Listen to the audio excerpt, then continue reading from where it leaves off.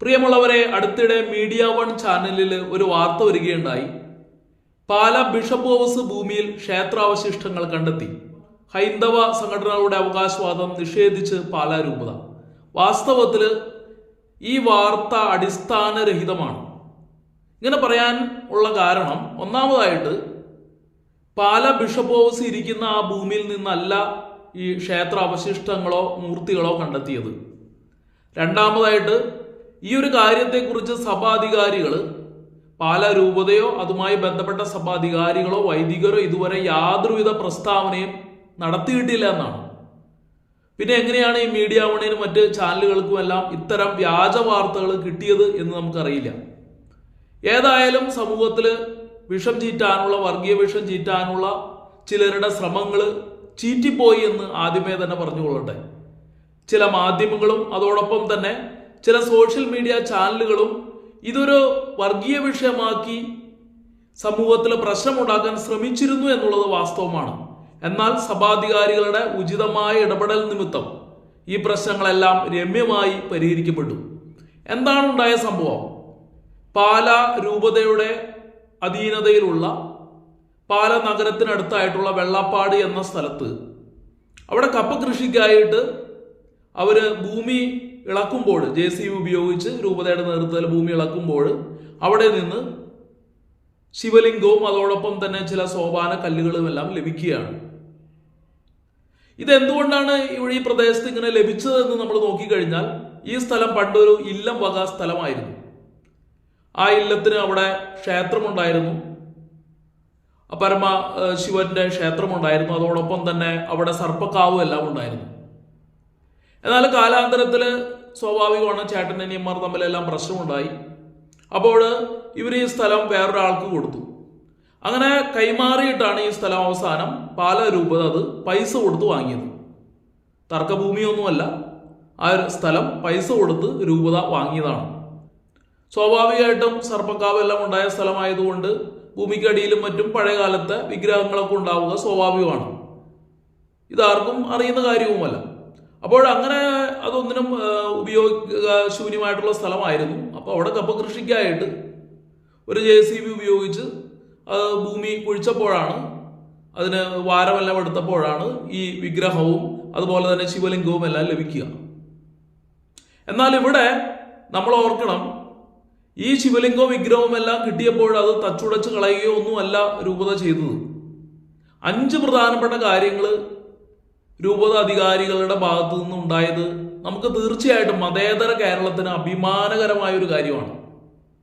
ഒന്നാമതായിട്ട്, അവർക്ക് ഈ വിഗ്രഹവും ഈ ശിവലിംഗവും അതോടൊപ്പം തന്നെ മറ്റ് ചില കല്ലുകളുമെല്ലാം ലഭിച്ചപ്പോൾ അവരത് തച്ചുടച്ച് കളഞ്ഞില്ല എന്നുള്ളത് തന്നെയാണ് ഏറ്റവും പ്രധാനപ്പെട്ട ഒന്നാമത്തെ കാര്യം. നിങ്ങളൊന്ന് ആലോചിച്ച് നോക്കുക, നമ്മുടെ ആരുടെയെങ്കിലും പറമ്പിൽ മറ്റ് അന്യമതസ്ഥരുടെ വല്ല വസ്തുക്കളും കിട്ടുകയാണെങ്കിൽ സ്വാഭാവികമായിട്ടും അത് തച്ചുടച്ച് കളയുകയേ ചെയ്യുള്ളൂ. കാരണം എന്താണ്? പിന്നീട് മറ്റു ആൾക്കാരും ഒന്നും പ്രശ്നമൊന്നും ഉണ്ടാക്കാതിരിക്കാൻ. പക്ഷെ രൂപതാ നേതൃത്വം ഒരിക്കലും ആ ശിവലിംഗമോ ആ സോപാന കല്ലുകളോ ഒന്നും യാതൊരുവിധ പ്രശ്നവും കൂടാതെ അത് പരിഹരിക്കാനായിട്ട് അത് തച്ചുടച്ച് കളയുകയോ ഒരു കേടുപാടുകൾ വരുത്തുകയോ ചെയ്തില്ല. അത് തീർച്ചയായിട്ടും അഭിനന്ദനാർഹമായ കാര്യമാണ്. ഇതോടൊപ്പം തന്നെ രണ്ടാമതായിട്ട്, ഈ ക്രൈസ്തവർ തന്നെ അല്ലെങ്കിൽ ഈ രൂപതാ നേതൃത്വം തന്നെ തൊട്ടടുത്തുള്ള ഹൈന്ദവ ക്ഷേത്രത്തിലെ പൂജാരിയെയും മറ്റ് ക്ഷേത്ര ഭാരവാഹികളെല്ലാം ഈ കാര്യങ്ങൾ അറിയിക്കുകയാണ് ഉണ്ടായത്. സാധാരണ ഇങ്ങനെ ഒരു പ്രശ്നം ഉണ്ടായിക്കഴിഞ്ഞാൽ ആരും ഇത് അറിയിക്കാനൊന്നും പോവില്ല, കാരണം അത് പ്രശ്നമാവുമെന്നറിയാം. പിന്നെ അവിടെ ചിലപ്പോൾ ആ സ്ഥലമെല്ലാം മറ്റു പലരും അതിൻ്റെ മുകളിൽ അവകാശവാദം ഉന്നയിക്കും. അപ്പോൾ അതുകൊണ്ട് നോർമലായിട്ട് ഒരു സാധാരണ ആളുടെ കയ്യിലാണ് ഈ ഭൂമിയെങ്കിൽ, അയാൾക്കാണ്, ഒരു വ്യക്തിക്കാണ് ഈ ശിവലിംഗം എല്ലാം കിട്ടുന്നതെങ്കിൽ, ഒരു ക്രൈസ്തവനോ അല്ലെങ്കിൽ ഒരു ഇസ്ലാമ വിശ്വാസിയോ മറ്റോ ആയിക്കൊള്ളട്ടെ, അവന് ഒരുപക്ഷെ അത് ചിലപ്പോൾ തച്ചുടച്ച് കളയും, അല്ലെങ്കിൽ ആരും കാണാതെ ഈ കാര്യം മൂടി വയ്ക്കുക, ആരോടും പറയില്ല. പക്ഷേ ക്ഷേത്ര ഭാരവാഹികൾ അറിയിക്കുകയും അവർ ഈ കാര്യം അറിഞ്ഞവിടെ വരികയുമാണ് ഉണ്ടായത്. മൂന്നാമതായിട്ട് നമ്മൾ ഓർക്കേണ്ടത്, ഈ പള്ളി വക ഭൂമിയിൽ, അതായത് പള്ളി പൈസ കൊടുത്ത് വാങ്ങിച്ച ഭൂമിയിൽ അവരവിടെ ഈ ശിവലിംഗവും മറ്റും കണ്ടെത്തിയപ്പോൾ അത് അവിടെ പൂജ നടത്താനായിട്ട് ചില ഹൈന്ദവ വിശ്വാസികൾ വന്നപ്പോൾ അവരവിടെ പൂജയും അഭിഷേകവും എല്ലാം നടത്തി. ഇതെല്ലാം അനുവദിച്ചു. ഒന്ന് ആലോചിച്ച് നോക്കുക, എൻ്റെ പറമ്പിൽ ഞാൻ പൈസ കൊടുത്ത സ്ഥലത്ത് അവിടെ ഏതോ മതത്തിന്റെ എന്തെങ്കിലും കണ്ടെത്തി എന്ന് പറഞ്ഞ് മറ്റു മതസ്ഥർ വന്നു കഴിഞ്ഞാൽ ഞാൻ അനുവദിക്കുമോ?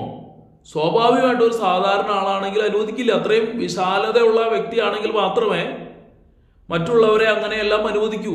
കാരണം സ്വന്തം പറമ്പിൽ കയറാൻ പോലും സ്വന്തം ചേട്ടനനിയന്മാർക്ക് പോലും അനുവദിക്കാത്ത പ്രശ്നമുള്ള ഒരു നാട്ടില്, സഭയുടെ കീഴിലുള്ള ഒരു ഭൂമിയിൽ ഹൈന്ദവ ശിവലിംഗം കണ്ടെത്തിയപ്പോഴും അവരെ തൊട്ടടുത്ത ക്ഷേത്രത്തിലെ ആളുകളെയും മറ്റു വിശ്വാസികളെയും മറ്റും പൂജ ചെയ്യാൻ അനുവദിച്ചു എന്നുള്ളത് തന്നെ മഹത്തായ ഒരു മതേതര ചിന്തയാണ്.